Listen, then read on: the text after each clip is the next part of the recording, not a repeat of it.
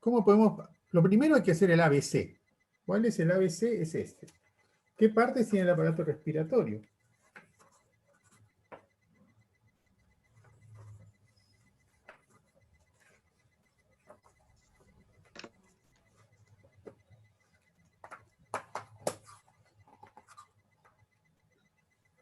A ver, ¿alguien que quiera señalar cuáles son En las cuanto a partes la del aparato? funcionalidad, la parte de conducción y la No. parte donde se da la... No. Parte, anatomía del aparato respiratorio.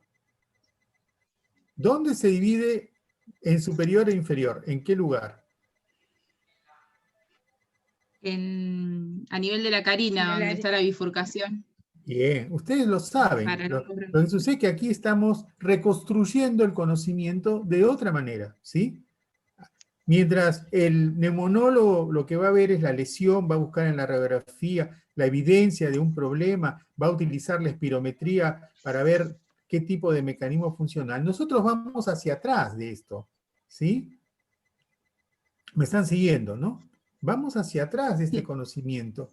¿Qué es lo que ingresa al árbol respiratorio? ¿Sí? ¿Qué propiedades tiene y qué va a causar el árbol respiratorio? ¿Sí? Esto es importantísimo para la medicina del trabajo. Esto es lo que nos diferencia del médico neumonólogo. Y con el médico neumonólogo, recuerden, para mí es muy importante siempre el puente. Con el médico neumonólogo, nosotros cuando sabemos bien todo este tema, se genera un puente y un diálogo. Y el diálogo va a ser, ¿cuál va a ser el diálogo entre el médico del trabajo y el neumonólogo en una patología oncológica respiratoria, del pulmón? ¿Cuál va a ser el diálogo? ¿Qué le interesa al neumonólogo y qué le interesa al médico del trabajo? La clínica. ¿A quién le interesa la clínica? Al neumonólogo. A ambos. A ambos. Pero el enfoque es diferente, ¿sí? Al médico del trabajo, ¿qué le importará? Si la patología, fíjense, acompáñenme, si ustedes están en desacuerdo, me lo dicen, ¿sí? Que al médico del trabajo le interesa saber, en primer lugar, si esa patología que tiene el paciente es aguda o es crónica. Sí, si deteriora la funcionalidad de la calidad de vida, digamos, y en el desarrollo de su tarea habitual. Claro. ¿Y qué es lo que pueden ver juntos sobre funcionalidad, ya que usted lo mencionó? Espirometría. Muy bien. ¿Y qué tienen que ver? Dependiendo la tarea que hagan, ¿sí? Sí. Dependiendo la tarea que hagan. Si yo voy a ver capacidad total, voy a ver FEB1, todo eso es importante. Patrón restrictivo o obstructivo. Obstructivo, claro, exacto. también. Y ahí, mire, yo tomo lo suyo y digo obstructivo, restrictivo, y lo tercero, o neoplásico. Neoplásico. Las tres, fíjense, las tres puertas, abran las tres puertas. ¿Y por qué? Porque vamos a ver agentes de riesgo que tienen la capacidad de generar una lesión de tipo obstructiva, ¿sí? Y también de producir una lesión oncológica, neoplásica, ¿sí? Dependiendo del periodo de evolución. Y esto nos llama a la alerta, o sea, ese órgano del aparato respiratorio, que es el pulmón, está siendo afectado. Y ahora, no quiero que pierdan conmigo el hilo conductor de esta conversación, porque este es el análisis, ¿sí? Si ustedes pierden esto, pierden la capacidad de análisis. ¿Qué otro elemento, qué otro agente de riesgo pasa a ser de importancia en este diálogo entre el neumonólogo y el médico del trabajo que no tenga que ver con el pulmón, sino con la pleura?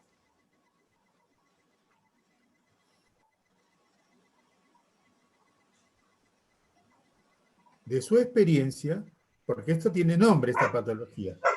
Riesgo de tipo ergonómico, por esfuerzo físico. La pregunta es, ¿qué patología oncológica está relacionada con la pleura? Y con... Los mesoteliomas. Perfecto. Los mesoteliomas pleurales. Bien. Y ahora, ¿qué conocimiento tiene que tener usted para hablar de mesotelioma? ¿Qué lo origina? ¿Perdón? ¿O qué lo, Bien. qué lo ¿Y quién hace lo disponer? origina? ¿Qué ¿Quién lo- agente lo puede hacer? La pregunta que voy... Mire, relájense porque este diálogo es para enriquecernos, no para apuntar hacia lo que nos falta. Ustedes solo se van a dar cuenta de lo que necesitan complementar.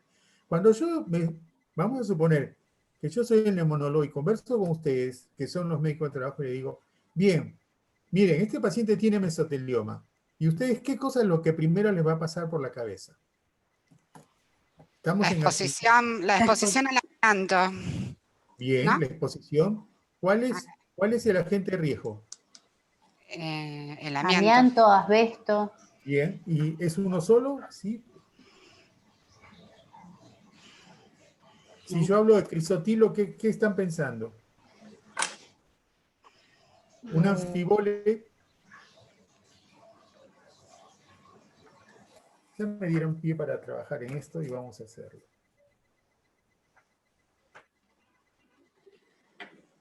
Bueno, hay variedades de amianto asbesto, hay variedades, ¿sí? Entonces, primero es que en Argentina tenemos una variedad más que otra, ¿sí? Y esto es importante porque las políticas sanitarias están relacionadas, por ejemplo, en Canadá tienen otra variedad, y ustedes saben que si bien, ¿desde qué año está prohibido el asbesto en la Argentina? Pueden ir tomando nota de todas estas cosas porque esto realmente es lo que ustedes tienen que conocer bien. ¿Desde qué año está prohibida la comercialización y producción de asbesto en la Argentina? 2011. 2001, ¿sí? Fue el doctor, Ah. cuando estaba el doctor Rodríguez, que se jubiló recientemente en el Ministerio de Salud, en salud ocupacional, se produjo el tema de la prohibición del asbesto, ¿sí?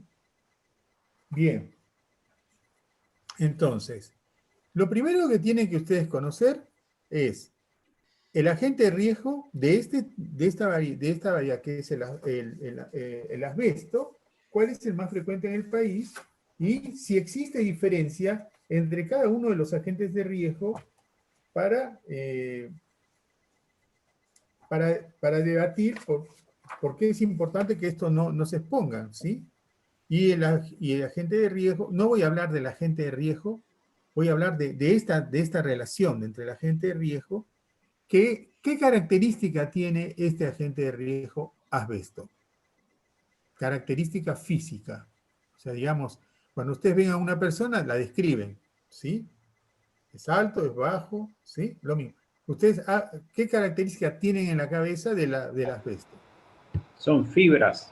Fibras, perfectamente respondido. Fibras. Entonces no estamos hablando de polvos. Fíjense cómo el camino va comenzando a tener un lado y el otro, ¿no? No estamos hablando de una patología respiratoria generada por un agente de riesgo, ¿sí? Denominado asbesto, que nos requerimos conocer cuáles son todas las variedades que hay, ¿sí? Si es solamente el asbesto azul, ¿no? ¿Cuál es el que tenemos más frecuente? ¿En qué región? ¿Qué efectos puede tener? Y el tema que es una fibra, ¿sí? ¿Y es una fibra larga o corta?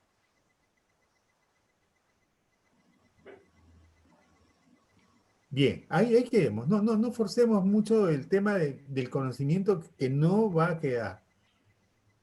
¿Y esa fibra qué situación va a vivir en la respiración?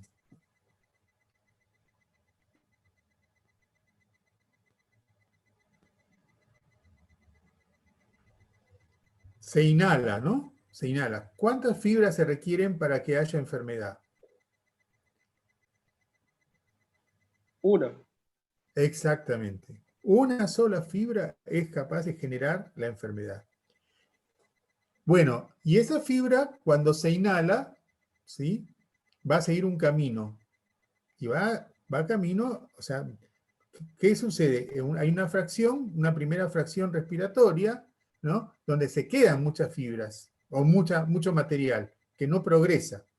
Luego progresa al árbol respiratorio superior y luego va a llegar al árbol respiratorio inferior. Pero no solo va a ser eso. ¿Qué va a hacer? Cuando llegue al árbol respiratorio inferior, ¿cómo es que llega a la pleura? ¿Cómo se les ocurre que llegue a la pleura? Porque se va depositando. ¿Sí? Lo que pasa es que están los Se acumula. macrófagos.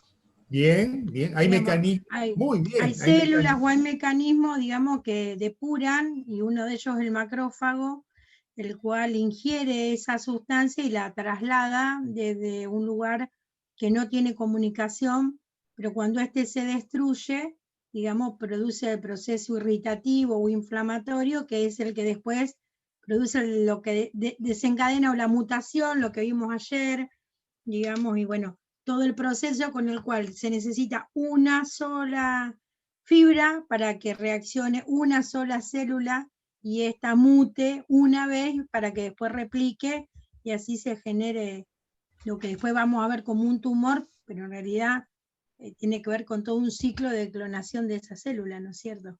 Exactamente. La Muy cual bien. puede ser bloqueada o no, y si no es bloqueada es... Perfecto. Bueno, y ahora vamos a hablar de otro agente de riesgo que tiene que ver con el pulmón. El arsénico. ¿Sí? Ayer hablaron del arsénico y ahora vamos a hablar del arsénico. ¿Qué es el arsénico?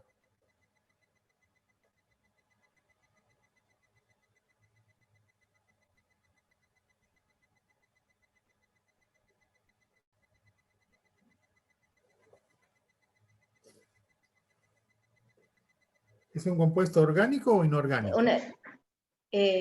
Orgánico, es un contaminante ambiental. Es un semimetal, me parece. Muy bien, es un semimetal, exactamente. Sí, bien. ¿Y dónde lo podemos encontrar?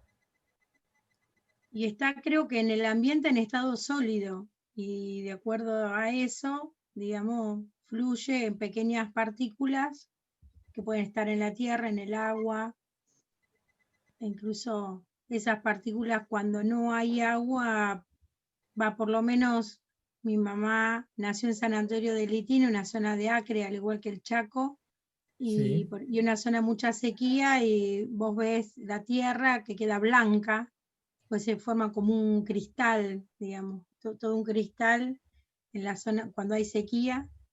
Y me acuerdo esto porque me lleva a mi infancia, que a mí me llamaba la atención que cuando llovía dejaban lavar los techos y después con una mano llenaban el aljibe, que era la única agua potable que tenían, que era la de la lluvia. Eso me quedó marcado desde muy pequeña y ahí entendí que era el arsenicismo porque le veía las manos a mis tíos abuelos, las manos, las rodillas, los pies y las afecciones pulmonares, que la mayoría murieron por ello. el acre, ¿no? El acre. Así es, el Bien. Desde lo laboral, hay exposiciones por fabricación y utilización de plaguicidas, colorantes, atención en toda la aleación con metales, industria del vidrio y la industria electrónica, entre otros, ¿sí? O sea, digamos, son estas empresas que van a declarar que tienen trabajadores expuestos al arsénico. Y como ustedes han dicho, es un metaloide, ¿sí? Bien. Pero acá viene la diferenciación para el tema de hoy, ¿no? Tienen varios efectos la toxicidad por el arsénico, ¿sí? Es un irritante de la vía respiratoria, produce trastornos nerviosos, digestivos, la cianosis facial, la conjuntivitis, pero ese no es el tema que hoy tenemos que ver. Es un cancerígeno, ¿sí? Está considerado un cancerígeno. Bien. ¿Y cómo ahora vamos a otra etapa del conocimiento? ¿Cómo es que ustedes saben que es un cancerígeno? Y ahora sí voy a ir a mi pobre PowerPoint porque tuvo un accidente mi PowerPoint. Ahora venimos acá, pero vamos a ver. ¿Cómo es que, vamos, no, tampoco les voy a dar todo así de una. ¿Por qué decimos que es un cancerígeno el arsénico?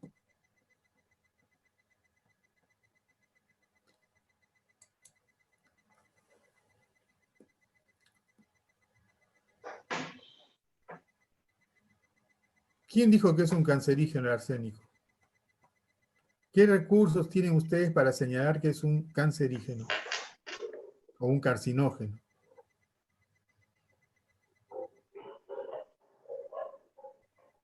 ¿Alguien quiere decir algo o seguimos? Seguimos.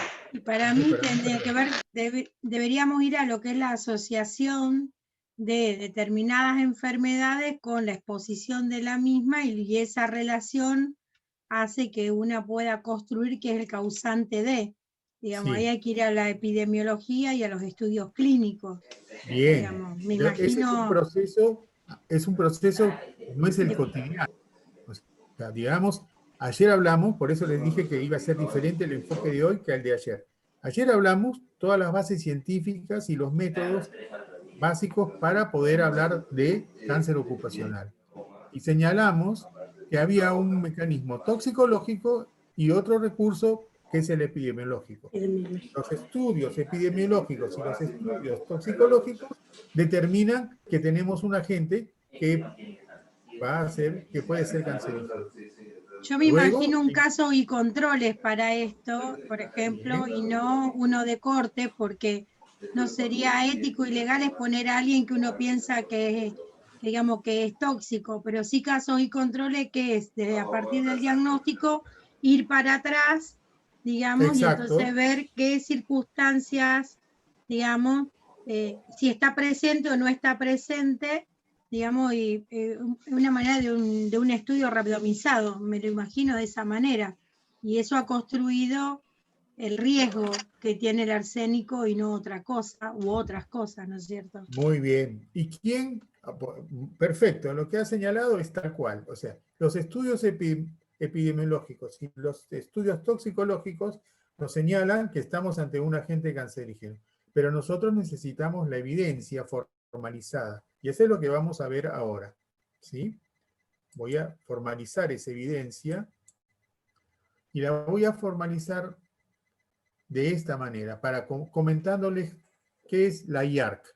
¿Han escuchado hablar de la IARC? La IARC es la Agencia Internacional de Investigación sobre el Cáncer y es la agencia sobre cáncer de la Organización Mundial de la Salud. ¿Sí? La IARC, este organismo, que tiene su sede en Europa, tiene un programa, es un programa de monografías, que son realizadas por grupos de trabajo constituidos por expertos de varios países. Estos grupos de expertos determinan, su trabajo es determinar si las sustancias o los agentes que están estudiando son o no carcinógenos o cancerígenos, ¿sí? Y bueno, y cuando llegan a una conclusión sobre una sustancia, por ejemplo, recientemente estuvieron estudiando sobre la carne, ¿sí? Bien, cuando llegan a una conclusión, la ubican. Y se requirió entonces construir una tabla, ¿sí? Una clasificación. Entonces, lo que ellos estudian, procesos industriales, compuestos químicos o grupos de los mismos que son cancerígenos para el ser humano. Con más criterio de género, hoy tenemos que hablar para el ser humano, ¿sí? Bien, y estos estudios que realizan en procesos industriales, en compuestos químicos, en los grupos de los compuestos, y determinan que son cancerígenos, luego tienen que ubicar en esta clasificación que han construido, y es el grupo 1, es el grupo de productos considerados como probables cancerígenos para el hombre. ¿Sí? El grupo 2A, alta probabilidad cancerígena, el grupo 2B, baja probabilidad cancerígena, y el grupo 3, productos que no pueden considerarse cancerígenos para el hombre. ¿Quedó? ¿Quedó claro esto? Ahora vamos a ampliarlo. Y esta es la clasificación formal de la IARC. Grupo 1, cancerígeno para humanos. La evidencia ha probado que es un agente que se asocia con el cáncer en seres humanos. El grupo 2A, probablemente cancerígeno para humanos, existe evidencia limitada de una asociación con el cáncer en seres humanos, pero pruebas suficientes de asociación con el cáncer en animales de experimentación. Acá nos está hablando de lo que señalaba la compañera, que se hacen dependiendo de los estudios, es que vamos determinando lo fehaciente de ser agente cancerígeno o no. Y fíjense, el grupo 2B no es probable, es posible, posiblemente cancerígeno para humanos. Existe evidencia limitada de una asociación con el cáncer en seres humanos, pero pruebas insuficientes de asociación con el cáncer en animales de experimentación. Y el grupo 3 no clasifica como cancerígeno para humanos la sustancia que hemos estudiado, la que estudian ellos. La evidencia indica que no es posible clasificarlo como un agente cancerígeno basado en la información científica disponible. ¿Sí? O sea, digamos, todo lo que ustedes van a encontrar en la literatura relacionado con los agentes cancerígenos, ustedes tienen que buscar, ¿qué es lo que tienen que buscar? ¿A qué grupo pertenece? Si es el 1, si es el 2A, si es el 2B, ¿sí? Y si ustedes tienen la responsabilidad de decidir qué grupo, si tuvieran la responsabilidad de decidir qué cancerígenos incluimos en un listado para decidir que son enfermedades profesionales, ¿qué harían?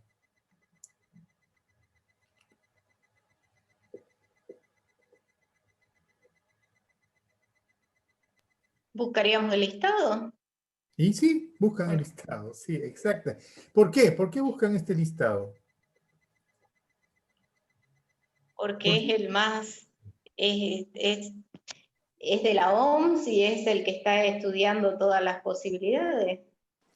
Bueno. Y en base a lo que nos dicta la OMS, lo aplicaríamos dentro de los conocimientos o del lugar donde trabajamos si existe ese contaminante y haríamos la relación de causa-efecto.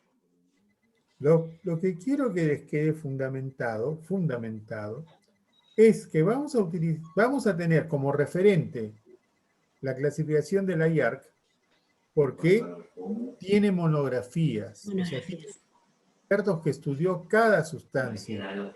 ¿Sí? Y lo que ustedes han escuchado recientemente, ¿qué señala? Señala que estudiaron, y esto hoy cambió un poco, estudiaron los experimentos en animales. ¿Por qué digo que recientemente ha cambiado esto?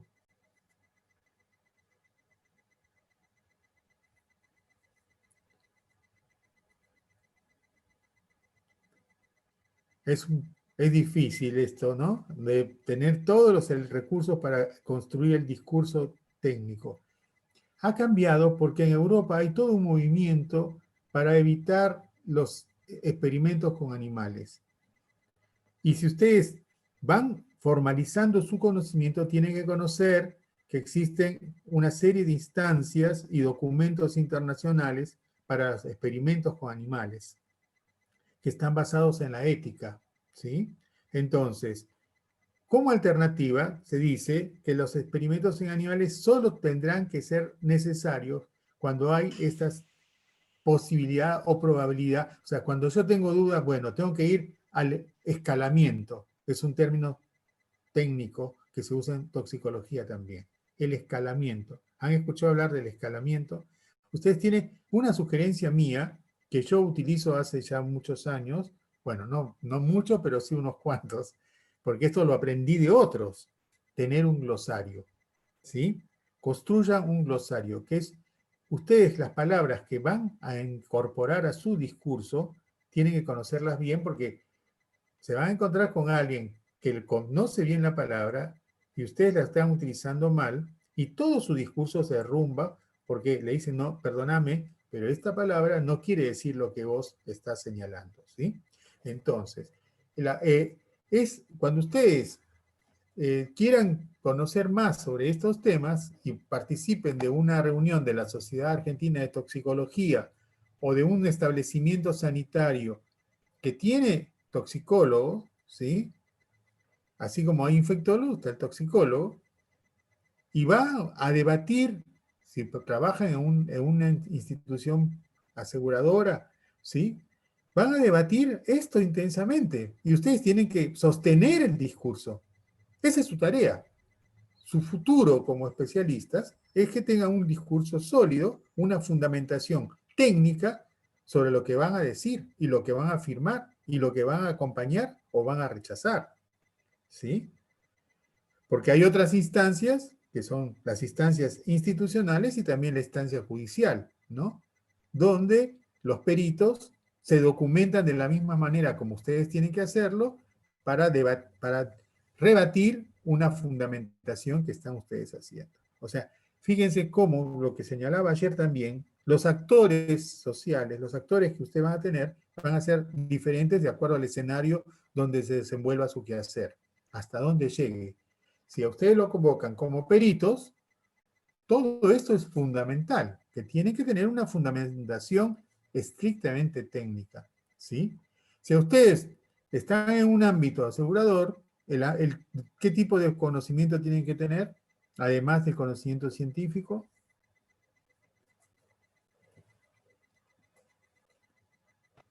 El conocimiento empírico. Tienen que tener un conocimiento regulatorio, ¿sí? ¿Por qué? Porque basados en la regulación van a actuar las empresas, ¿sí? ¿A la legislación Bien. se refiere, doctor? ¿A lo que A está ver. legislado? ¿A lo que está legislado? Pero muy bien lo que acaba de señalar, porque vamos a diferenciar. Cuando hablamos de legislación, ¿de qué estamos hablando?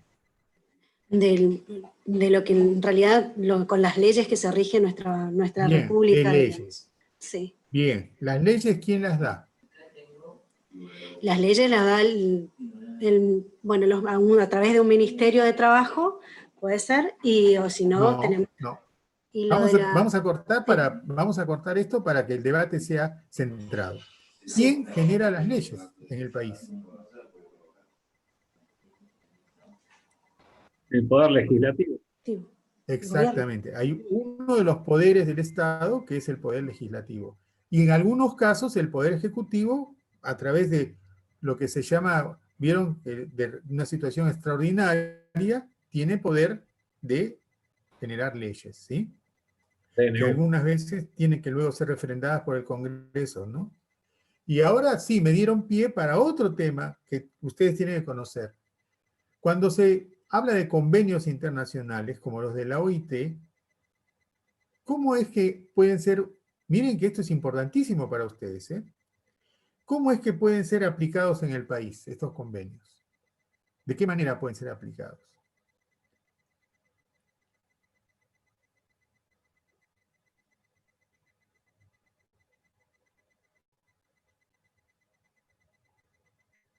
Realmente me agrada que ustedes me hacen transitar por estos caminos, y estos caminos van a ser la solidez de su futuro, ¿sí? Ustedes tienen que dominar todo esto, tienen que dominarlo. Ustedes tienen que saber, A, B, C, este convenio, sí, pero este convenio, cuando ustedes ahí van a estar frente a un grupo de ejecutivos o a un perito o a quien el interlocutor, hasta el propio trabajador, ustedes tienen que tener muy clara esta fundamentación. Porque le vienen con el papel en la mano y le dice, no, pero acá el convenio tanto, número tanto de la OIT dice esto. ¿Y ustedes qué tienen que responder? Todo convenio internacional, para que sea aplicado en el país, tiene que... Que tiene que adherir el país a ese convenio. Sí, ¿de qué manera se adhiere? Por una Es reglamentación. un signatario del convenio, firma el convenio. ¿Y es suficiente eso? No, señores, no es suficiente. Les digo que esto que ustedes están conversando hoy conmigo, a mí me ha sucedido, ¿sí? Yo lo tuve que aprender de esta manera, ¿sí? Tiene que ser refrendado por el Congreso. Por el Congreso. El Congreso tiene que aceptar que a partir de esa norma que da el Congreso, de esa ley que da el Congreso, dice, entra en vigencia, ustedes van a escuchar muchas veces estas palabras, entra en vigencia en todo el territorio de la República, ¿sí? Este convenio, porque el Congreso le dio su visto bueno.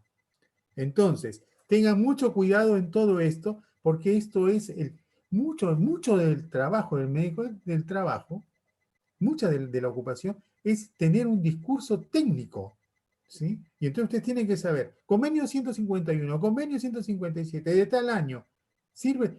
Y por arriba de todo esto está la ley. Y por arriba de la ley, ¿qué está? Ahora sí, esto es importantísimo también. Por arriba de la ley, ¿qué está? El principio de autonomía de cada uno. Por arriba de la ley, en la República Argentina, ¿qué Está la está? Constitución. Perfecto. Y cuando ustedes les hablan del 14 bis, ¿de qué le están hablando? De los derechos y las libertades. Que la Constitución, ¿sí? ¿De qué año? No quiero que ahora recuerden esto. Va a suceder esto, que ustedes tienen que conocer cuál es la última Constitución, ¿sí? Ah, 94. Porque, claro, es así, ¿sí? Muy bien. Ustedes tienen que conocer cuál es la última Constitución, porque le van a apelar a este criterio. Y el sindicato va a venir a hablar con ustedes y va a decir, no, pero es que, no, pero ahí apelan, ¿no? Acuden a ese recurso que dice, pero no, la Constitución en su artículo 14 bis dice esto, que es el reconocimiento de todos los derechos, ¿sí? Bueno, pero ustedes después tienen que decir, sí, la Constitución dice eso, pero se ha legislado se ha interpretado, porque eso es lo que se hace a nivel jurídico, se interpreta. Se da una interpretación y luego se da la ley. Y además de la ley, ¿qué tenemos?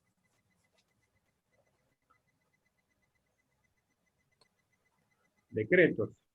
Decreto, bien. ¿Y qué otra cosa más? ¿Qué es lo práctico, lo operativo de las instituciones reguladoras? Empieza con R, o con R, como quiera. Resoluciones. La resolución. ¿Perdón? ¿Alguien lo Las dijo? resoluciones. Exactamente, las resoluciones. Marco total, ya tenemos el marco total, ¿sí? Entonces, nosotros tenemos que conocer cuáles son las dos grandes leyes de la salud ocupacional. Las dos grandes leyes, ¿cuáles son?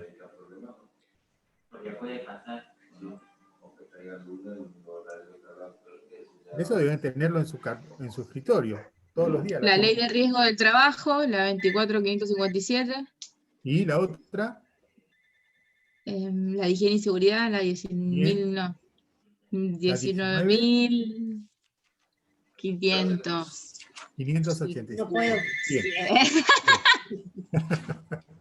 Bueno, estos, ¿por qué? Porque ustedes van a llegar, van a tener que conocer las leyes y después las resoluciones con las que ustedes van a trabajar. Ahora vamos a ver un poco esto en síntesis ya. Pero, ¿cómo podemos construir más conocimientos si no tenemos bien sólidas las bases? ¿Sí? Las bases son estas, que nosotros tenemos que saber que hay una Constitución, que es la base, la ad supra se dice, está por encima de todo. No podemos ir con ninguna ley por encima de la Constitución.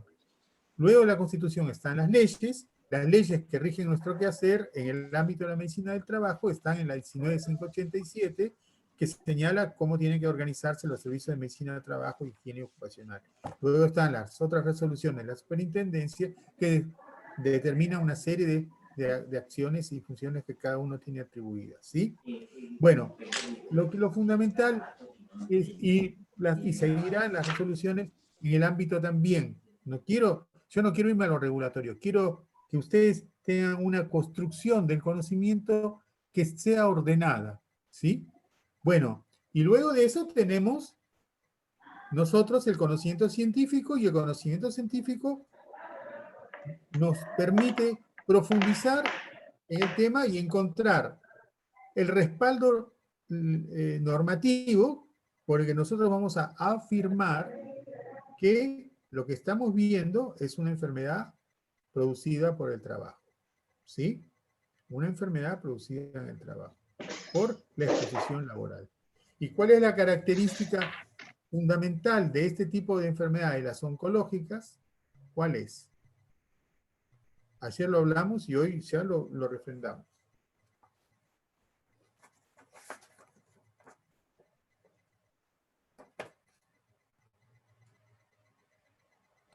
La relación temporal con la exposición.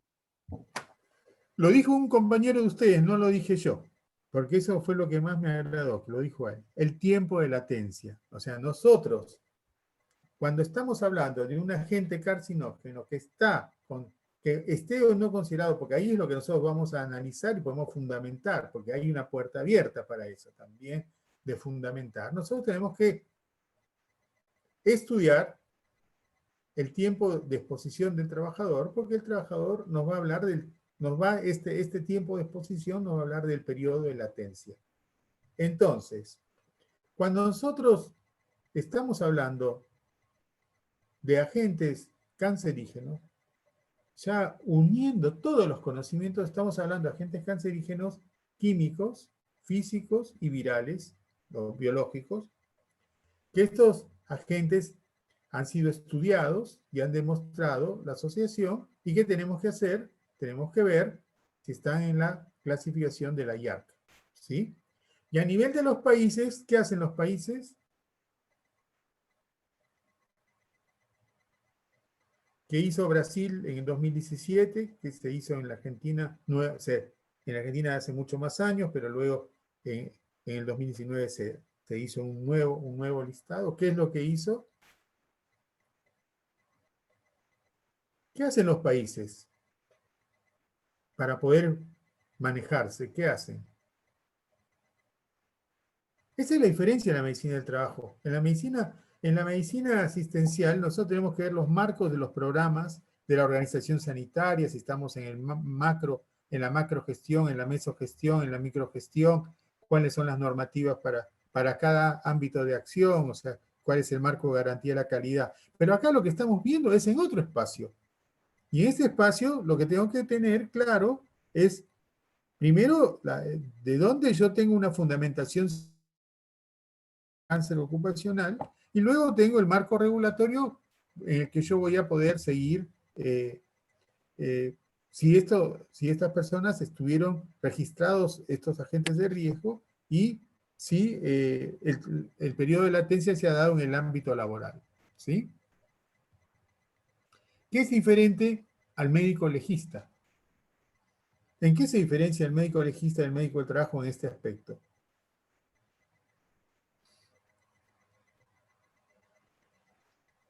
El legista, cero asistencialismo. Nosotros me parece que nos obliga al asistencialismo. ¿En qué se diferencia el médico legista del médico del trabajo? En este aspecto.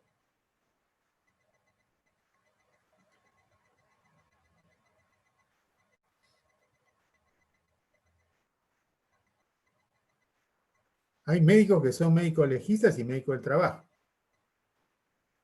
Si tienen dos especialidades es porque es diferente. De lo contrario sería una.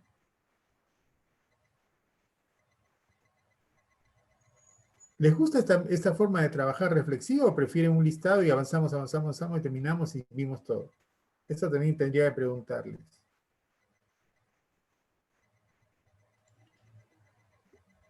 Sí, nos gusta. Bien. ¿En qué se diferencia el médico legista del médico del trabajo? ¿Qué es lo que busca el médico legista? ¿Cuál es el objetivo de ver, que ve?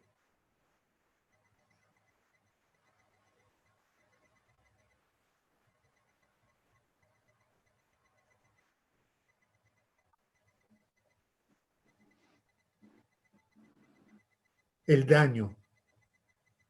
¿Quién ve el daño? O sea, ¿quién enfoca su acción, su accionar en el daño? ¿Quién enfoca? El médico legista. Bien. ¿Y el médico del trabajo qué hace? O sea, ¿cuál es su fundamental quehacer? El médico legista, en realidad, el médico legista tiene la potestad de poder fijar siempre la incapacidad, la discapacidad y el daño ocurrido. Exacto. Ese es el punto. Lógicamente va a sostener, ¿no? Va a sostener un grado de incapacidad y va a identificar cuáles son los mecanismos del daño, ¿sí? Y el médico del trabajo, ¿dónde está el centro de su quehacer?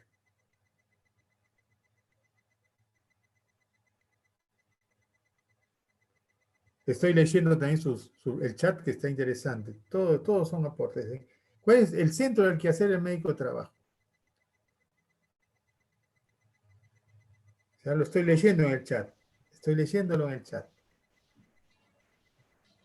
Previene, o sea, se adelanta a la situación, ¿sí? Evita, por todos los medios, protege, o sea, la protección es fundamental, ¿sí? Se orienta a prevenir el daño, ¿sí? Eso es el objetivo fundamental, ¿no?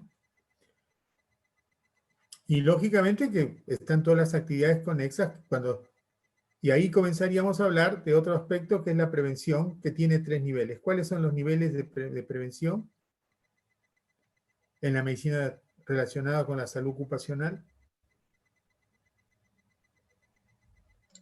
Primaria, secundaria y terciaria. Bien, ¿y cuál sería la primaria? Antes de que esté detectado el problema, digamos, el daño. Bien, bien. Antes que haya La promoción, un digamos. impacto. Bien. Y en el tema de cáncer, Capacitación. ¿cuál será? ¿Perdón? En el tema de Capacitación, cáncer, por ejemplo. sí. ¿Cuál será el tema de la prevención primaria en el tema de cáncer? De La todos los detección cancerígenos. precoz. Bien, pues podemos considerar uno. ¿Y qué otro aspecto? Ayer vimos un poco. A la sustancia cancerígena. La realización de periódicos. Bien, la vigilancia. ¿Qué otra cosa? Y que tiene un objetivo concreto, ¿no? Identificar precozmente alteraciones biológicas, ¿sí? Y antes de eso, su rol de interlocutor e integrante de un equipo, ¿qué es lo que hace?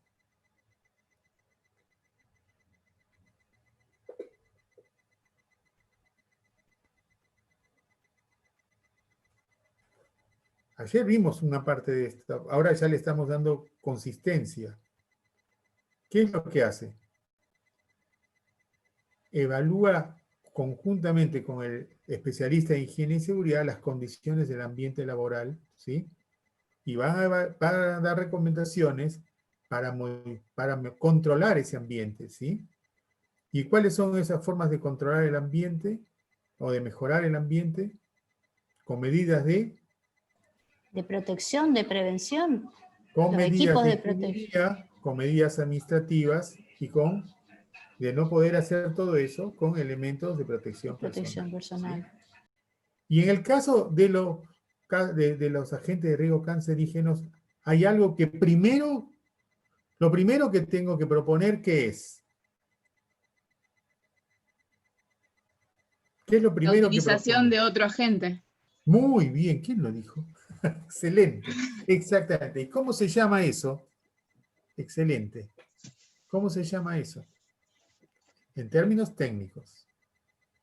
Está perfecto, pero una sola palabra que señala eso es la sustitución. Entonces, todo este largo camino, ¿sí?, de prevención comienza con recomendaciones de sustitución, ¿sí? O sea, digamos, si yo sé que hay un producto que es un elemento en el ámbito laboral que es cancerígeno, que es carcinógeno, lo primero que tendría que proponer es decir, ¿no hay posibilidad que lo sustituyamos por otro producto? ¿Sí? No siempre es posible. No siempre es posible. Por eso, cuando no es posible, vienen las otras medidas. ¿Cómo puedo disminuir la exposición a este riesgo? ¿Sí? ¿Cómo puedo proteger al trabajador para que tenga menor contacto con este agente de riesgo? Y esto se da desde varias formas, ¿sí? Desde varios lugares. Desde las medidas de ingeniería, o sea, si voy a poder aislar el producto, ¿sí? Desde las medidas administrativas, va a rotar, no va a estar permanentemente en ese lugar de trabajo, va a rotar otro tiempo en otro lugar que no sea en contacto con este agente de riesgo, ¿sí? Y de última, le voy a proveer los elementos de protección personal para disminuir el contacto con el agente de riesgo. ¿Sí? ¿Quedó? ¿Quedó claro? Sí. Y ahora, modelos. Vamos con los modelos. Si estamos hablando de asbesto, ¿qué es lo que tengo que sugerir? Sabiendo que es solo una fibra.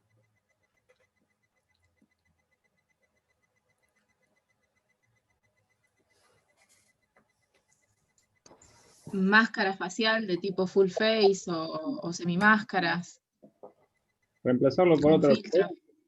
Exactamente. Lo primero es eliminar ese agente de riesgo del ambiente, ¿sí? Tengo que ver dónde está. Como ya no se fabrica más, en el país no se puede comercializar ningún producto con asbesto, debe haber ambientes con asbesto, y eso es real, existen ambientes con asbesto, en ambientes laborales me estoy refiriendo, y bueno, lo que tengo que recomendar es, ¿qué hacemos con ese asbesto? ¿Sí? Hay posibilidad de erradicarlo, o también hay maneras de encapsular eso, ¿para qué? Para que no elimine fibras, ¿sí? Y luego tengo que ver toda la cadena de eliminación que sea saludable para el trabajador, para el que está ahí trabajando o para el que va a hacer la remoción del asbesto o va a encapsular asbesto, ¿sí? Alguien me contaba que una vez vieron que removieron el asbesto, iba en un camioncito, el asbesto en la parte posterior, pero no lo habían cubierto, o sea que iba como si fueran flores, pero eran fibras de asbesto, iban a velocidad del vehículo y las fibras de asbesto iban siendo eliminadas desde el camioncito. Estas cosas, justamente, si nosotros somos personas que conocemos cuál es todo este proceso y que una sola fibra puede causar daño, tenemos que recomendar que todo el proceso sea seguro, que todo el proceso sea seguro. Bien. Ayer hablamos también de los productos químicos, ¿no? Hablamos de los productos químicos, y estos productos químicos tienen su efecto no cancerígeno y tienen su efecto cancerígeno, ¿sí? Una sustancia química puede tener varios efectos, varios impactos. ¿Qué sustancia química consideran ustedes que es muy peligrosa en el ambiente laboral y está relacionada con el cáncer?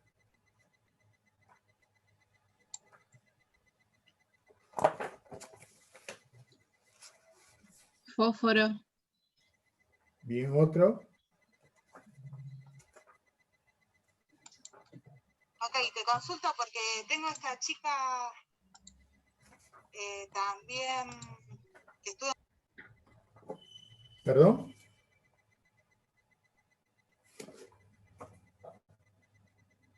No escuché bien.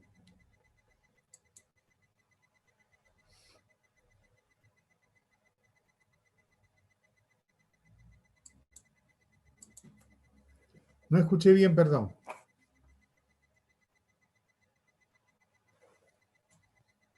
¿Me están escuchando o no? Sí, me están escuchando.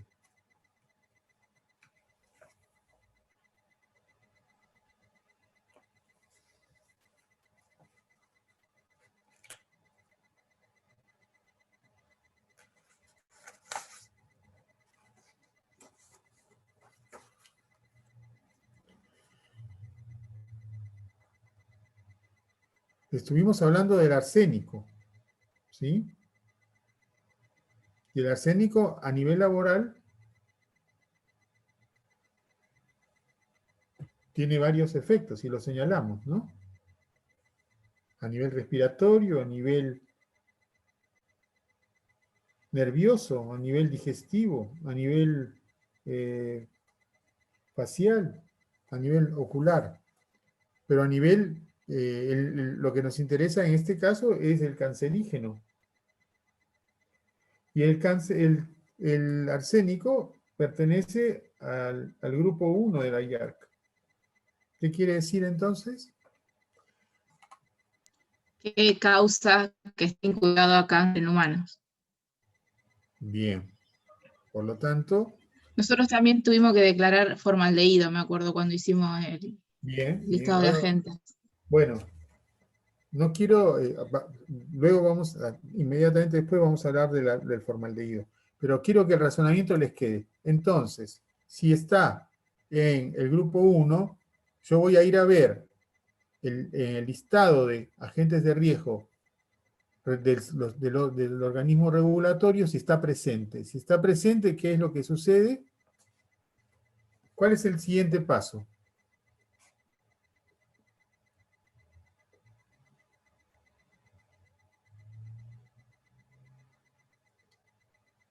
Tengo que establecer los mecanismos de vigilancia, primero tengo que ver todo lo que es el mecanismo de control ambiental. Entonces, ordenemos la idea.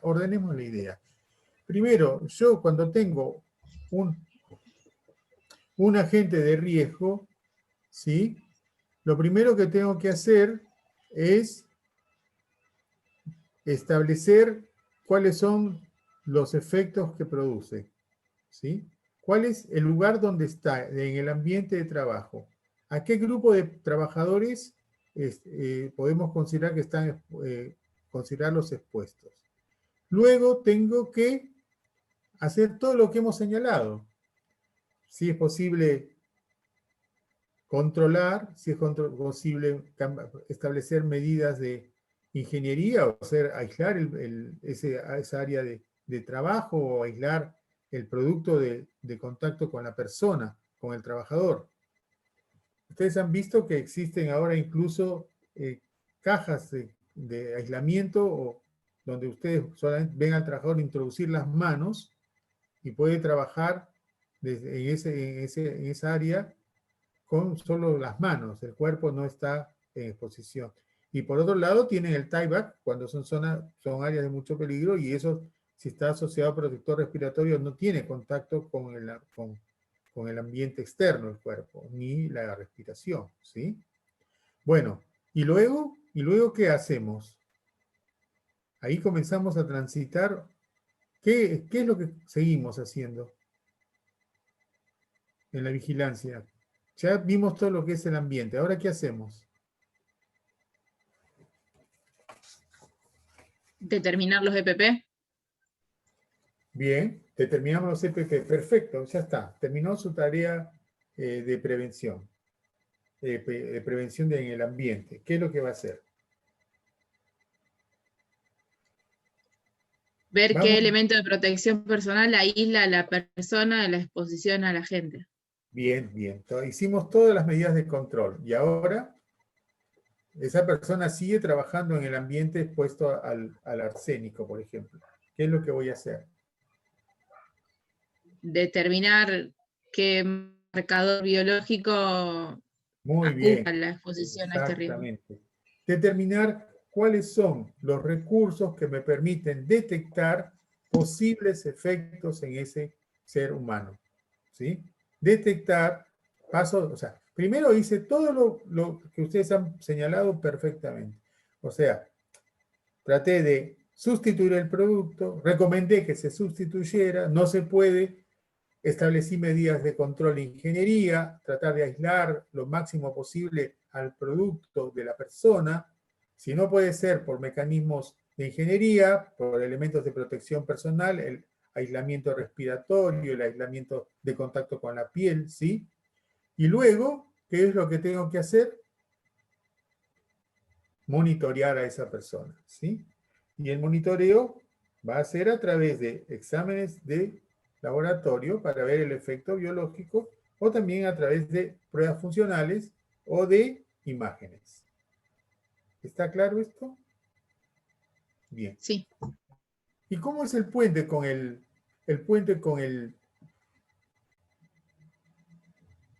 clínico? Porque acá también es que hay otra deficiencia muchas veces, el puente entre el médico del trabajo y el médico clínico o asistencial. ¿Cuándo yo voy a establecer, que es necesario que tenga una evaluación del otro especialista? ¿Cuándo voy a establecer eso?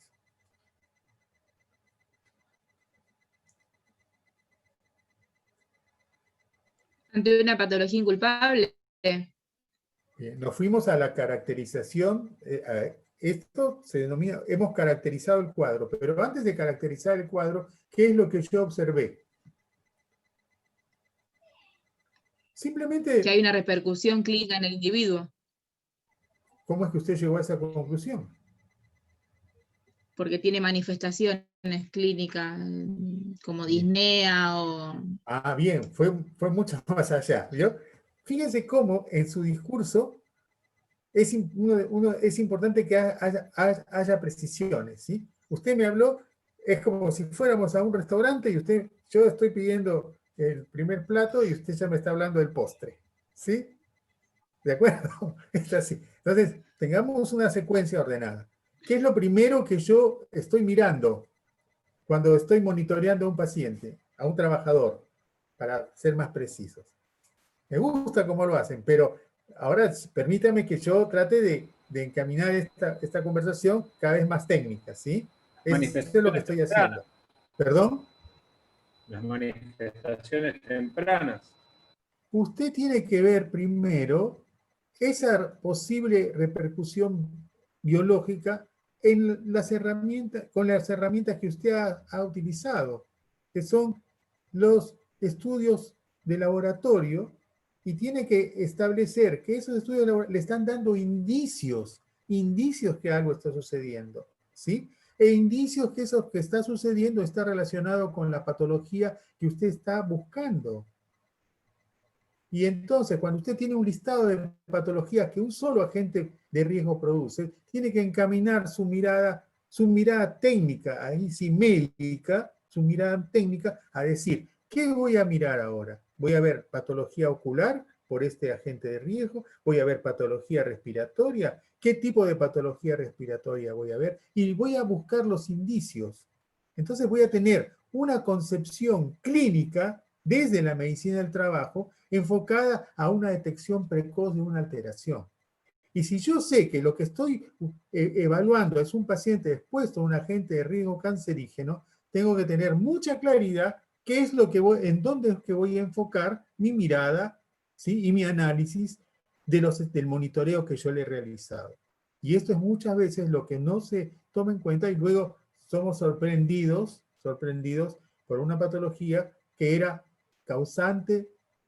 causada por ese agente de riesgo. Vimos las otras, vimos que tenía conjuntivitis, vimos que tenía enfermedad pulmonar obstructiva crónica, pero no miramos la posibilidad, ¿no? Por eso es ver o mirar. No solo es ver, es mirar, o sea, buscar en esos indicios que esta persona nos está evidenciando que ha sido susceptible a este agente de riesgo, ¿no? Porque todos estamos expuestos, pero no todos a veces hacen cáncer. Pero esta persona sí está evolucionando y yo tengo que buscar indicios. Y esos indicios los tengo que tener a priori, ¿no? O sea, no que me golpee la puerta el cáncer, ¿sí? Yo tengo que ir a buscarlo. Esto es importante. Estas cosas son fundamentales en la construcción de su pensamiento técnico.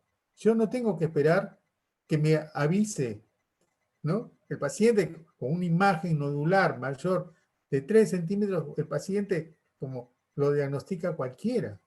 Pero eso es lo que yo busco. Fíjense muy bien cuando hablamos de la diferencia entre el legista y el médico del trabajo. El médico del trabajo tiene que estar mucho más atrás de estas situaciones, ¿sí? De evidenciar el daño. Lo que tiene que hacer es tener claridad que lo que busca, o sea, es tan simple como en casa, si ustedes saben que en tal mes van a venir los mosquitos o va a venir las abejas, cualquier cosa que venga a causar, ustedes tienen que estar preparados, no van a esperar, ¿no? Que les cause el daño, ¿no? Lo mismo es en la medicina del trabajo.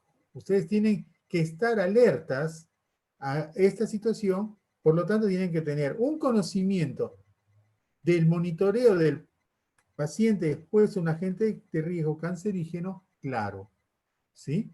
Que les permita construir una mirada basada en evidencias y basada en la información que le proveen los estudios de monitoreo, sean de laboratorio, sean de imágenes, sean funcionales.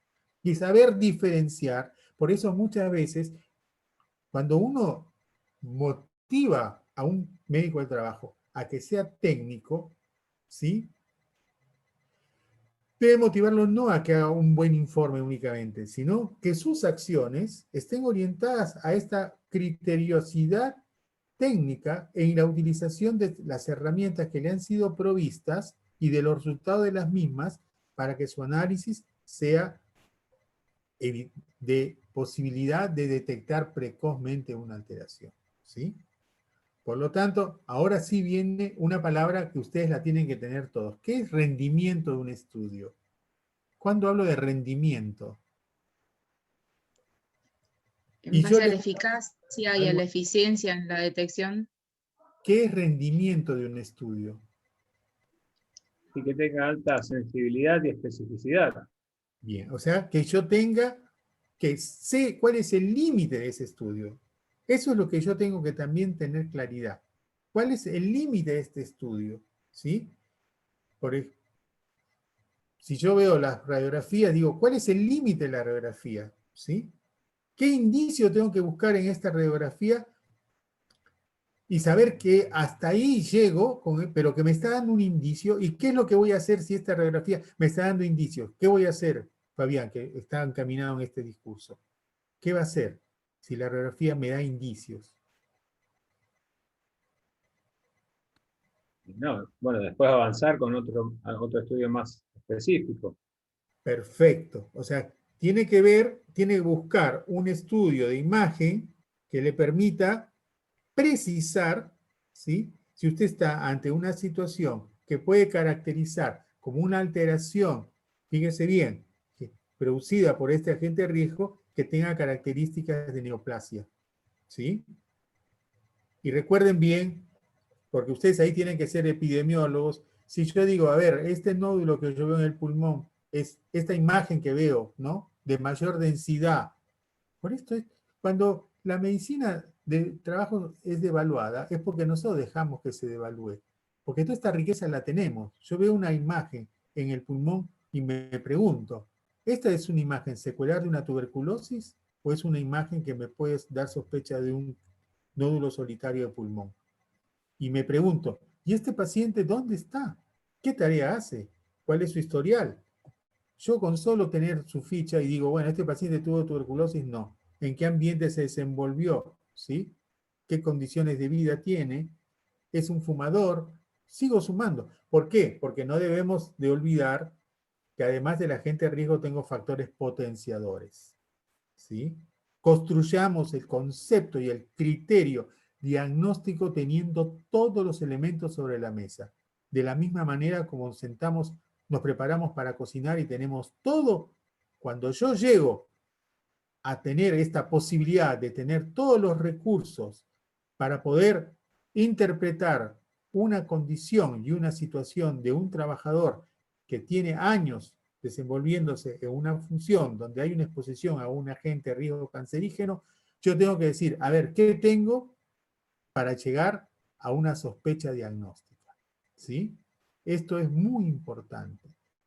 Construir este pensamiento es lo fundamental en el tema de los agentes de riesgo cancerígenos, ¿no? No tendremos que esperar que el tumor pase delante de nuestros ojos para decir, ah, sí, tiene un tumor, ¿no? O esperar que el médico clínico nos avise que tiene un tumor. Nosotros somos los que debemos generar la alerta, y ahí está la dinámica diaria, cuando nosotros nos enfrentamos al médico asistencial y simplemente le decimos, mire, acá están los resultados, el paciente tiene disnea, dígame usted qué tiene.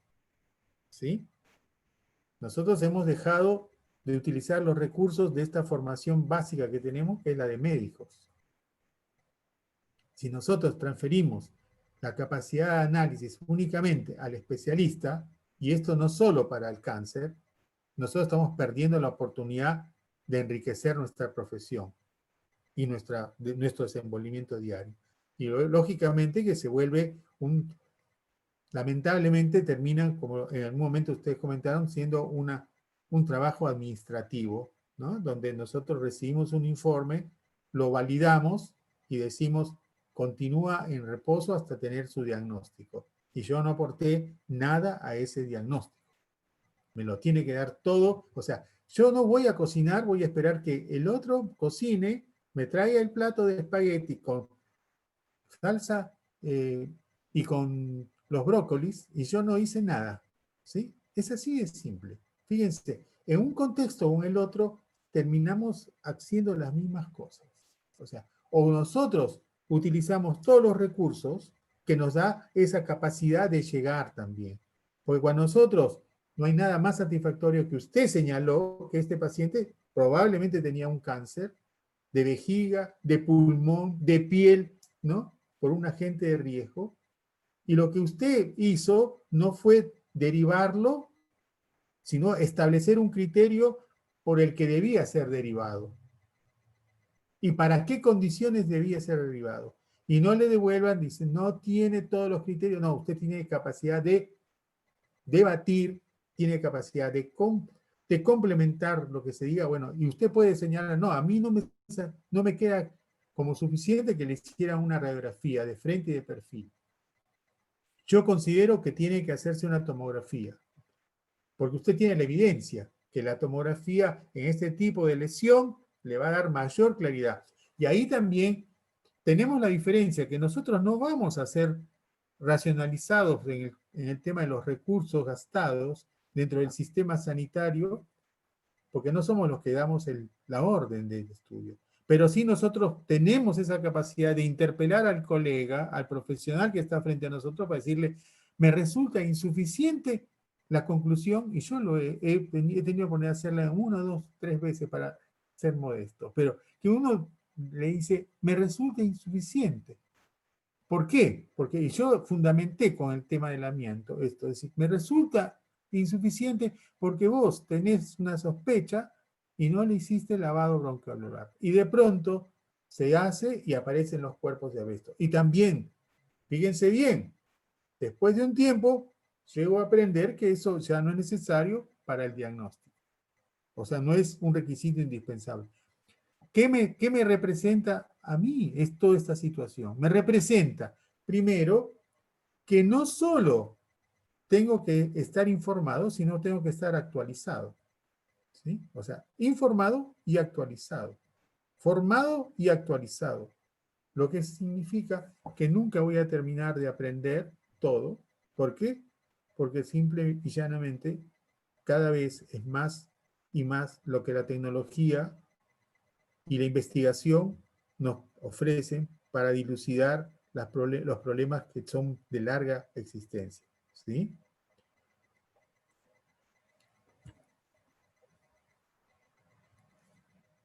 ¿Qué pasó acá? Ah, pensé que... Bien.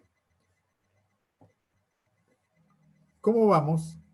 ¿Es muy cansador esto o No sé vamos si bien? vos estás compartiendo, Carlos, alguna imagen, no hemos visto. Ah, sí, sí. No, pero ahora vamos a ir a otra imagen. Pero no llegó el momento todavía. Acá. Bien. Ahora sí pasamos. Hoy señalaron, ¿se me va? Bien. Hoy señalaron, y ayer también, que hay poblaciones en la Argentina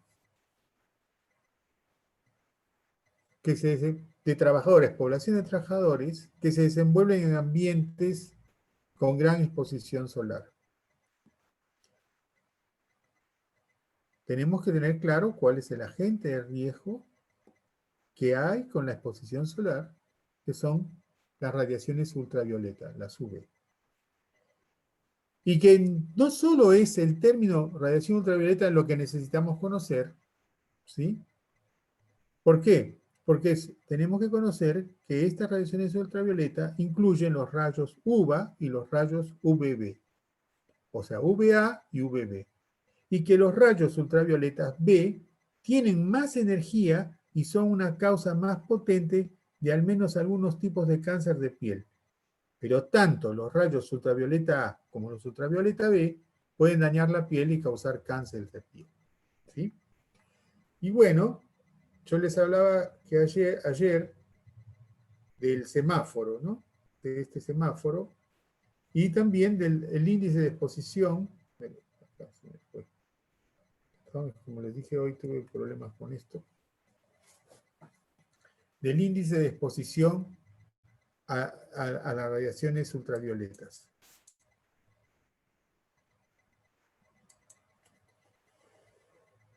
Cáncer de piel.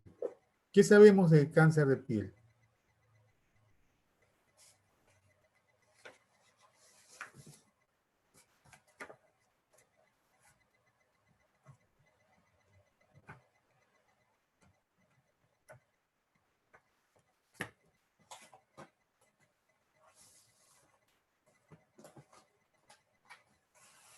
Pregunto, estoy preguntando. ¿Qué sabemos de cáncer de piel?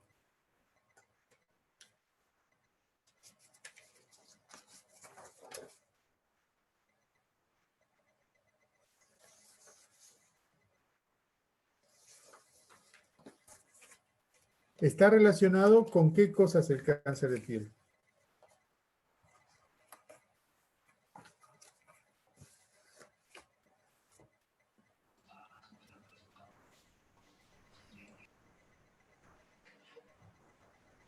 Con las características de la persona. Muy o bien, sea, con el, muy bien, muy bien. Con los, pero ¿qué tipo de característica? Los fototipos. Con los Fototipos de piel. exactamente, con los fototipos de piel. Fototipos de piel. ¿Cuántos fototipos de piel hay?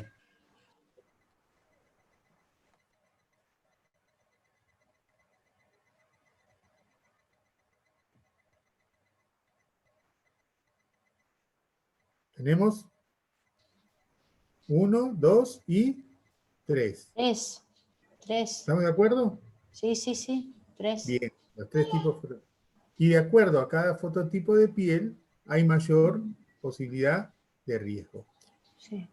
Por ejemplo, se dice que un niño que es fototipo 1, ¿sí? que tuvo quemaduras en la piel de niño, o sea, quemaduras por exposición solar, tiene mayor probabilidad de desarrollar una neoplasia de piel.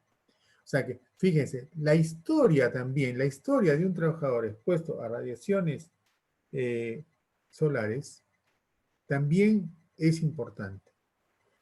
Y luego de eso tenemos lo que decíamos ayer, que hay un horario de exposición y hay una forma de exponerse al sol, que es la que va a generar la posibilidad de desarrollo a nivel de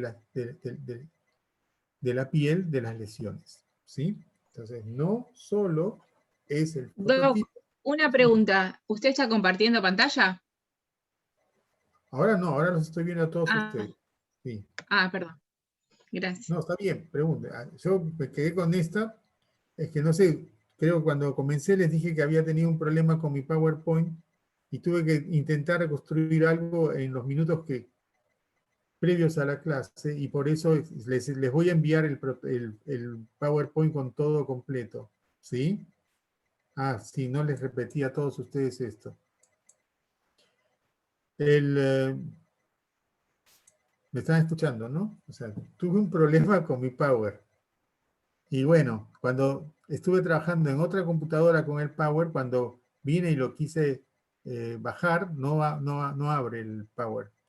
Y bueno, lo que decidí fue no quedarme paralizado, sino tratar de reconstruir algo y a la vez poder desarrollar el tema, y luego les voy a enviar todo lo tratado por escrito, lo más pronto posible. O sea, digamos, tengo que volver a abrir el Power, si lo puedo abrir en donde estuve trabajando, o de lo contrario tendré que volver a elaborarlo, ¿sí? Una de las dos situaciones tengo. Bien. Y ahora tenemos otro elemento de riesgo, que son las radiaciones, la radioactividad.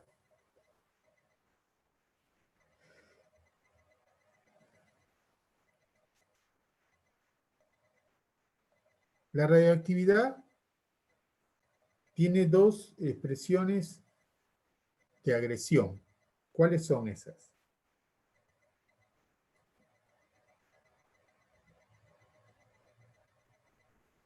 Hay una exposición aguda a radioactividad y una exposición crónica. Lo primero. Un ejemplo de exposición aguda, ¿cuál es? que ustedes conozcan. Accidental.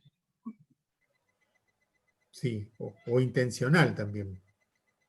Yo quiero que ustedes me recuerden una intencional. Hiroshima, por ejemplo. Perfecto. Las bombas atómicas. Así es, Hiroshima y Nagasaki, ¿no? Bien, pero esa, usted muy bien, María Victoria, señaló que esa es la antropogénica o la artificial, la generada por el hombre. Pero también, y esto es importante, cuando se estudia, ahora existe medicina de la ecológica, ecomedicina, ¿sí? O medicina del ambiente, hay países que ya tienen esta especialidad, que también estudian la radiación natural, ¿sí?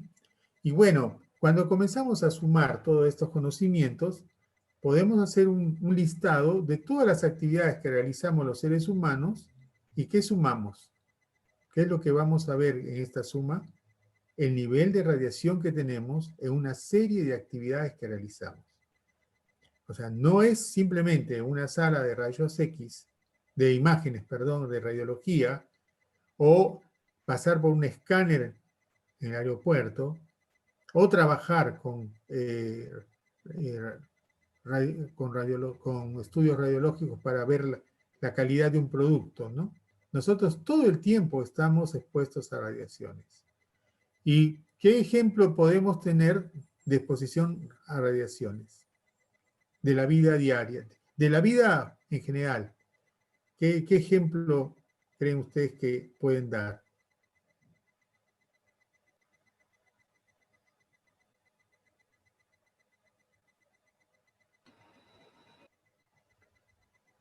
En los vuelos en avión, ¿sí? Y a ver, fíjense que yo estoy hablando de una persona que viaja, un ejecutivo que viaja muchas veces por avión en el año, ¿sí? A esa persona tengo que sumarle la exposición a radiaciones, ¿sí? ¿Y de qué tipo de radiaciones estoy hablando?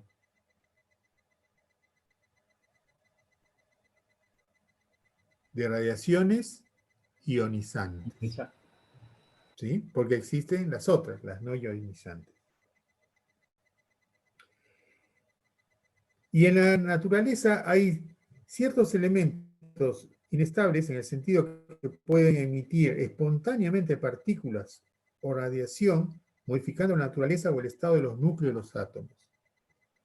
Este proceso de emisión lo denominamos desintegración radioactiva y el fenómeno radioactividad.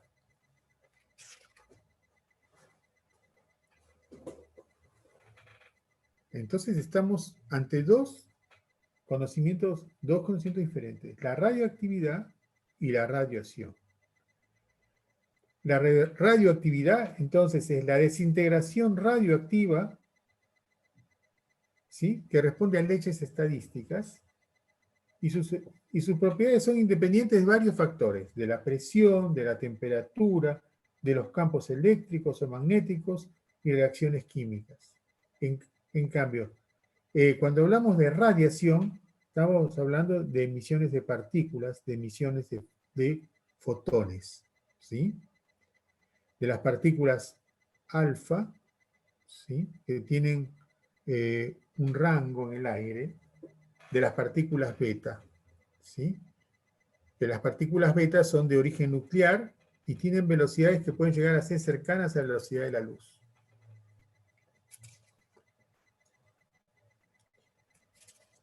¿Y cómo se mide la radiación? ¿Cuál es la unidad de medida de la radiación?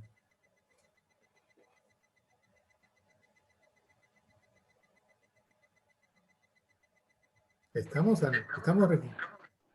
registrando todos estos elementos, ¿no? Estos conocimientos que nosotros tenemos que tener. O sea, ¿cuál es la unidad de medida de la radiación? Los Curie, que como los radiólogos, digamos. A ver. Los Curie. Bien.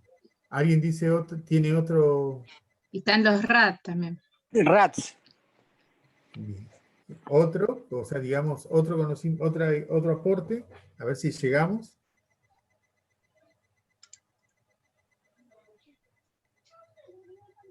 Yo estoy leyendo el chat también, ¿eh? Así que todo estoy viendo.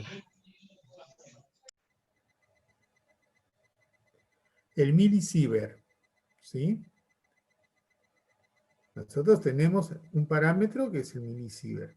Y a partir de este parámetro, nosotros vamos a determinar los niveles de exposición, ¿sí? Y otro elemento que tenemos que tener en cuenta es la protección radiológica.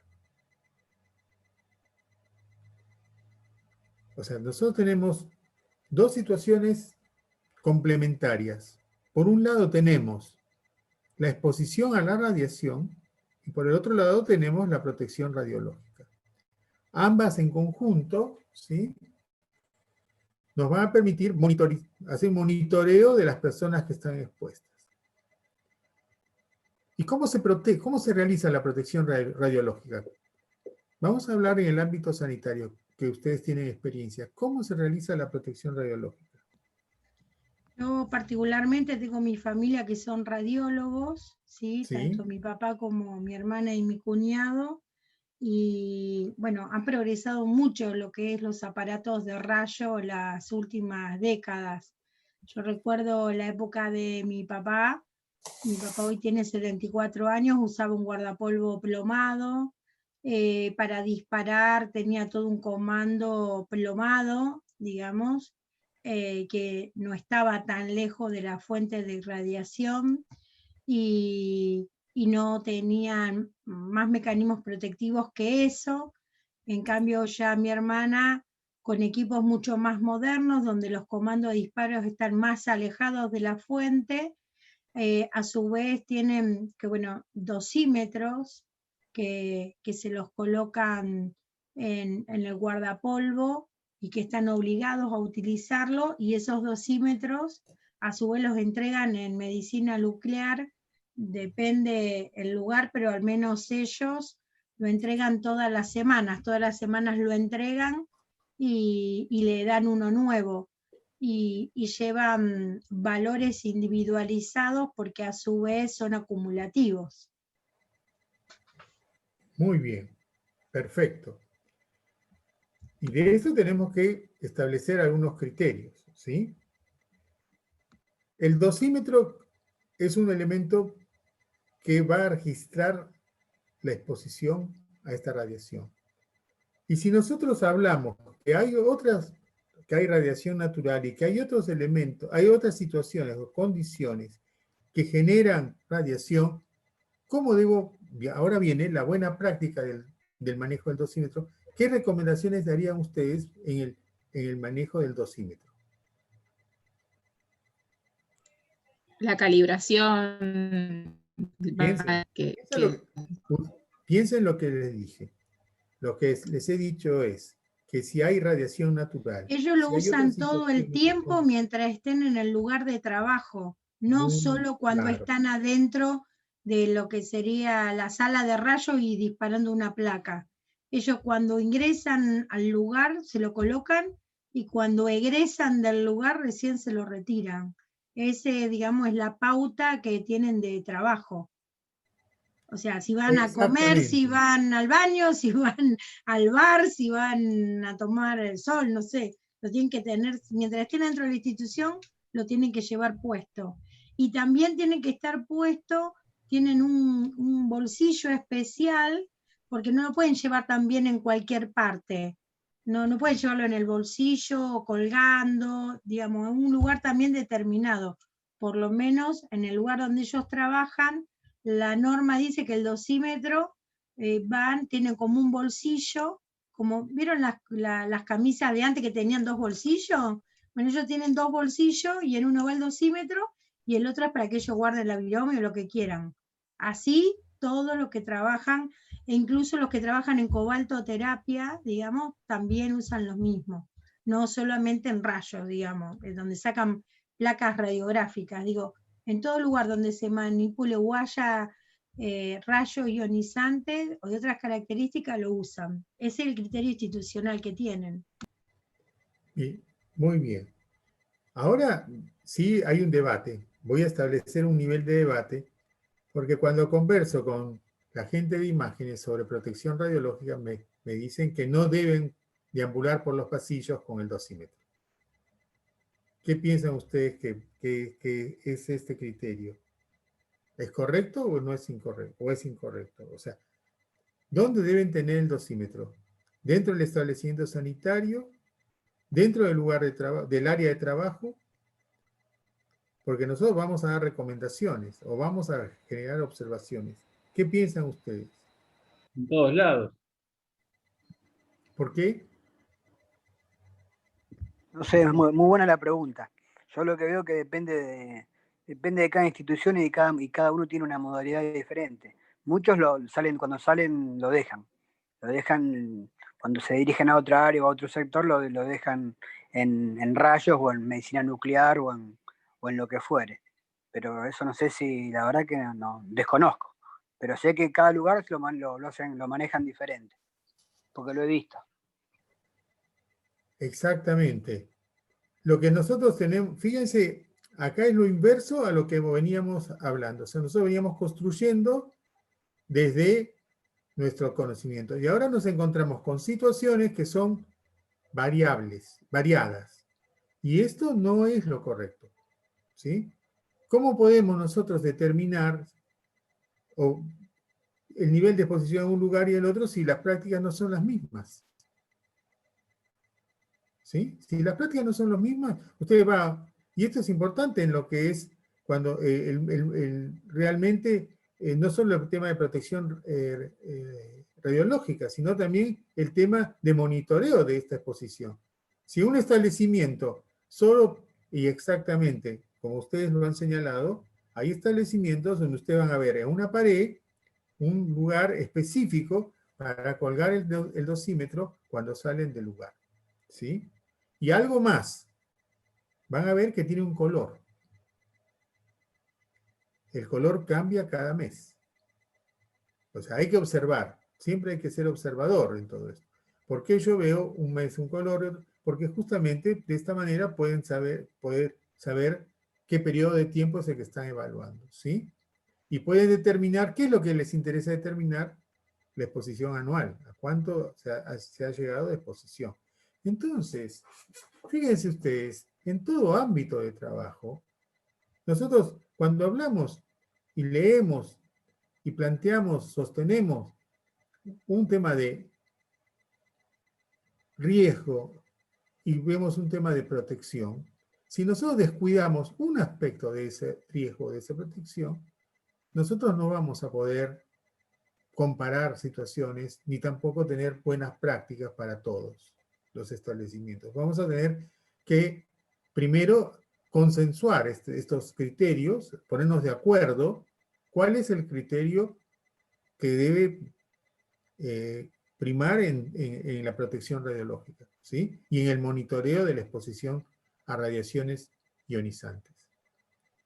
¿Quedamos en esto claro? O sea, no podemos, o sea, no es parte, y acá es una diferencia, porque estos aspectos son puntuales, pero son fundamentales. No tienen que responder a la cultura organizacional de una institución los aspectos técnicos de monitoreo, ¿sí? Tenemos que tener un solo criterio. Un solo criterio porque lo que yo voy a poder, ¿cómo puedo determinar? Bueno, este señor, si tiene tal nivel, realmente es igual al otro que se va al bar con el dosímetro, o que se va a la calle o se va a la farmacia a comprar, ¿sí? O cruza la calle para ir a una, bueno, hoy no se puede, pero va a comer algo. Bueno, todo esto hace a los criterios para que yo tenga un correcto monitoreo, tengo que establecer las condiciones en que debe utilizarse el elemento para el monitoreo. ¿Sí? Bueno, y ahora tenemos una diferencia fundamental, que nuestro accionar va a ser diferente si tenemos una exposición aguda, que entonces corresponderá a un accidente, de lo que es una exposición crónica, ¿sí? Una exposición prolongada a lo largo de los años. O sea, ¿por qué? Porque el organismo va a dar respuestas durante este periodo de latencia. Y esto también significa diferente nivel de formación. ¿Qué pasó en Chernóbil? ¿Qué fue lo que pasó en Chernóbil? La explosión de un reactor nuclear. Bien, ¿y? Una exposición aguda. Bien.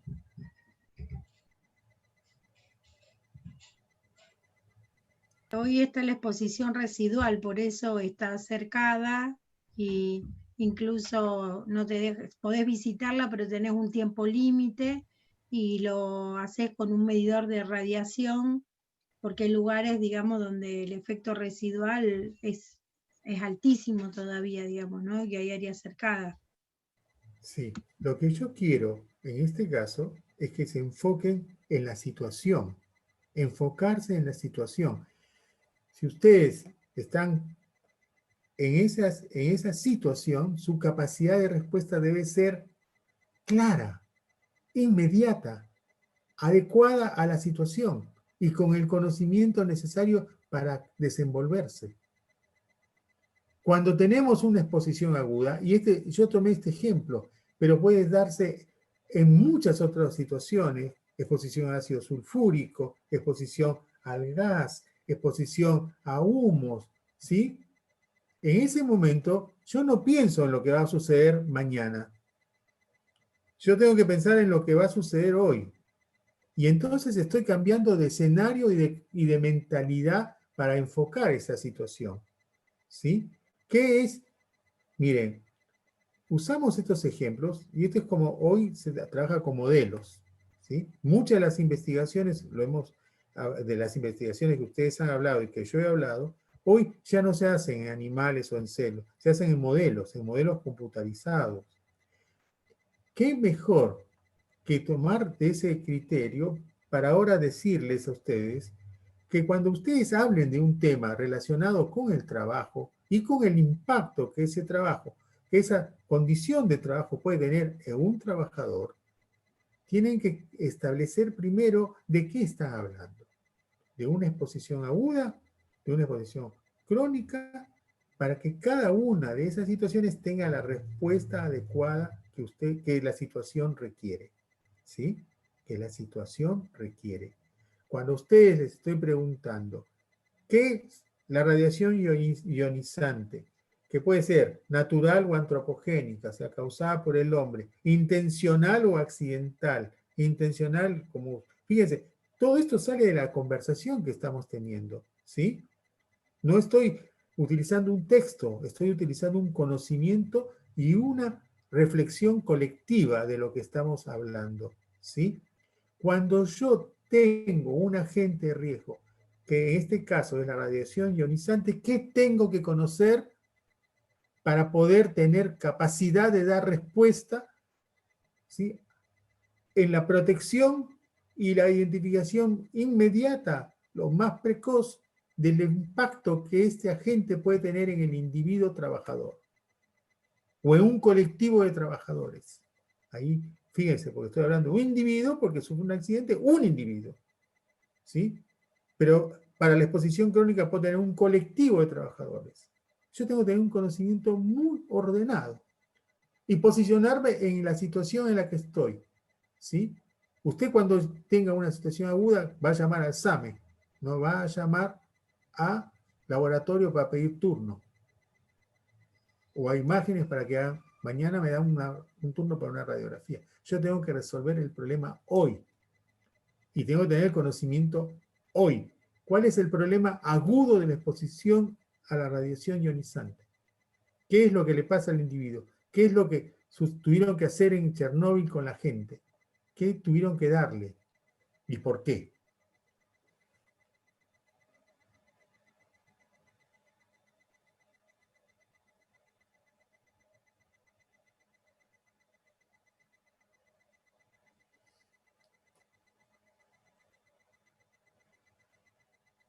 Yodo. ¿Sí? Hay que darle yodo. ¿Sí? Y en una exposición crónica, estamos cerrando el tiempo, pero ya ustedes van a recibir todo esto que hemos hablado ordenadamente. En una exposición crónica, ¿qué es lo que tengo que ver? ¿Qué impacto produce la radiación crónica la radiación ionizante, exposición crónica, ¿sí? ¿Qué impacto tiene? Si es cancerígeno, si me daña, produce cataratas, ¿sí? ¿Y en quiénes? ¿En qué trabajadores me está produciendo esto? ¿Sí?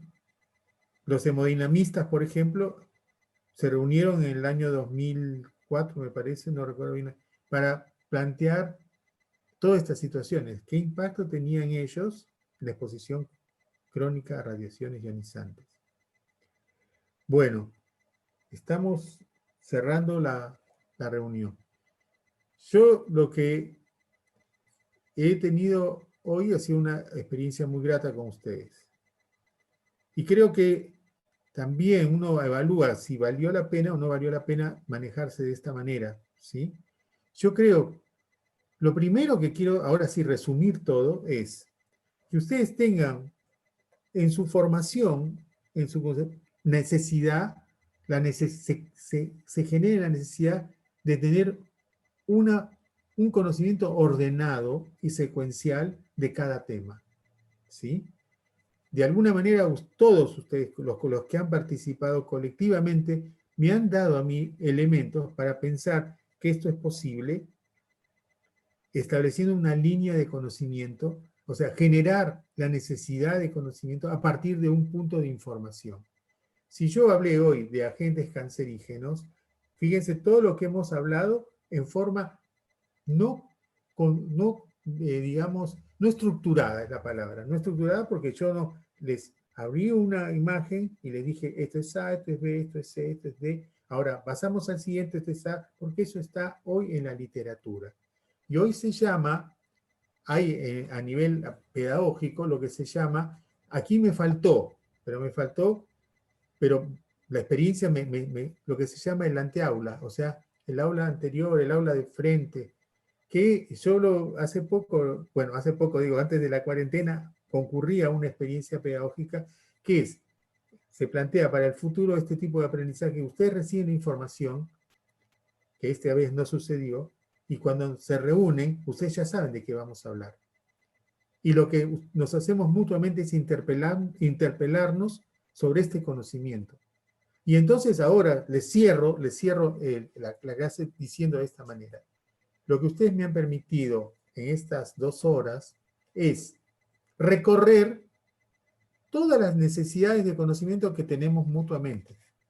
¿Sí? Digamos, y ahora voy a cerrar rápidamente con esto. Cuando yo trabajo en un ámbito específico, ¿sí?, técnico y científico y también normativo, yo tengo que tener conocimiento de las 3 cosas. ¿Sí? Vamos por el conocimiento científico, el conocimiento técnico y el conocimiento normativo. No puedo dejar de tener uno de esos 3 conocimientos para que yo sea eficiente y eficaz en mi desenvolvimiento. ¿Sí? Bueno, ahora, dentro del conocimiento científico en el tema de agentes de riesgo cancerígeno en el trabajo, qué mejor, y eso fue sí lo que pude rescatar para darles a ustedes, que saber que existen las monografías YARC. Las monografías YARC las venden y son caras, les digo, pero sí hay lugares donde hay fuentes, hay bibliotecas, o hay, a todo lo que en medicina de trabajo, hay lugares donde uno puede leerlas. Son libros, no son 5 hojas, son libros prácticamente, donde ustedes van a poder hacer una inmersión del conocimiento de cada agente de riesgo y no necesitan de inicio conocer todos los agentes de riesgo, porque cada uno de ustedes tiene un perfil, porque esa es la característica del médico del trabajo, cada uno de ustedes tiene un perfil y ese perfil les permite tener claramente cuál es el colectivo para el que ustedes trabajan. Y ese colectivo en el que ustedes trabajan, si ustedes tienen un mapa de riesgo, van a poder identificar en ese mapa de riesgo cuáles son los agentes de riesgo cancerígenos que tienen en su ámbito de trabajo, o si trabajan para varias empresas, van a poder determinar cuáles son los que ustedes tienen que conocer y conocer bien, ¿sí? Y que otro aspecto que termino de resumir es que yo tengo que tener claro que hay por un agente de riesgo varios problemas de salud que se generan, que esos problemas de salud me generan, o sea, que si bien yo sé que este es un cancerígeno y me interesa el cancerígeno, el que haya impacto por en otra forma de ese agente de riesgo me está llamando la atención que esta persona está expuesta y que yo sé que si bien para el tipo de cáncer, acá el tema es que yo no tengo que estar solamente orientándome por los valores porque hay un efecto estocástico, o sea, no me va a decir que estoy por encima del nivel de exposición, digo, por debajo y que no puedo hacer cáncer, no puede hacer cáncer la persona. Entonces, yo tengo que tener un criterio que es estocástico y que tengo que estar alerta a cualquier manifestación de exposición que tenga, y luego tengo que tener claramente cuál es el monitoreo ambiental y biológico para ese cáncer. Y tengo que tener claramente también definido cuáles son las medidas, si es posible la sustitución, si es posible la medida de ingeniería, si es posible la medida administrativa, o sea, disminuir el nivel de horarios de exposición a ese trabajador, o proveerlo de los elementos de protección que tengan que tener. Y finalmente, conocer las variabilidades aceptables y no de los estudios de monitoreo biológico, para que yo tenga alerta. Porque si yo tengo unos valores en sangre de determinado serie roja, ¿sí? Y si tengo reticulocitos, yo tengo que decir, en este nivel de reticulocitos ya tengo que tener alerta. Tengo que tener claro si tengo que aceptar que tenga reticulocitos o no. ¿Sí? O sea, si yo tengo todo esto, y luego tengo que ver, ¿sí? Con todos estos elementos, si se ha cumplido toda la regulación al respecto, ¿sí? Si esto está siendo declarado, si esto... Y también puede suceder que en otro momento yo veo que hay un agente de riesgo que está siendo declarado ABC, pero no como cancerígeno. Y entonces tengo que tener claridad regulatoria. Es decir, la norma me dice que esto tiene que ser declarado. Y tengo que saber dónde está. Y nos quedó también, que les voy a incluir, que existe hoy el sistema globalmente armonizado, ¿no? Que nos da pautas, este sistema, para que tengamos el etiquetado en las empresas de todos estos productos, y que desde la puerta, todo espacio tiene que tener claro, identificado dónde están los agentes cancerígenos, las sustancias cancerígenas, ¿sí? Bueno, ¿alguna reflexión final de ustedes? Se reciben piedras, se reciben botellas, se recibe todo lo que ustedes quieran. Quiero alguno que diga lo que realmente le representa esta forma de adquirir un conocimiento. A mí me parece súper práctica porque es un horario difícil para todos están cansados, estamos súper exigidos todos, y si hubieras estado pasando diapositivas o leyendo, creo que me hubiera dormido, y de esta manera creo que me voy a tatuar en el antebrazo la mitad de las cosas que dijiste, porque son cosas que por ahí tenemos que saber, y al no utilizarlas mucho no las practicamos y no las tenemos tan frescas como deberíamos. Bien. ¿Alguien más quiere decir algo? Coincido totalmente. Bien. ¿Qué es lo que precisarían completar, digamos, de este conocimiento? Sí, van a tener, les voy a enviar, con la profesora Silvia les voy a enviar el material, ¿sí? Les prometo que, me imagino que, bueno, estoy un poco saturado de cosas, pero sí, máximo la próxima semana lo voy a enviar, Silvia, ¿sí? Me estás escuchando, ¿no? ¿Sí? Sí. Bien. Estoy. Sí. Sí, te veo, pero bueno, pues yo dije, si está de acuerdo, bueno, pero bueno. Bien, bueno, ya es hora que vayan a cenar o a descansar, así que les agradezco también que los he visto a todos bien despiertos, es verdad. Y bueno, a los que los puedo ver. Pero deseo que se motiven, que realmente tengan motivación, que este es un tema que tenemos mucho por trabajar en el país, y y que requiere de curiosidad científica y requiere también de mirar el entorno de una manera mucho más intensa, ¿no? Mirar el entorno de una manera más intensa.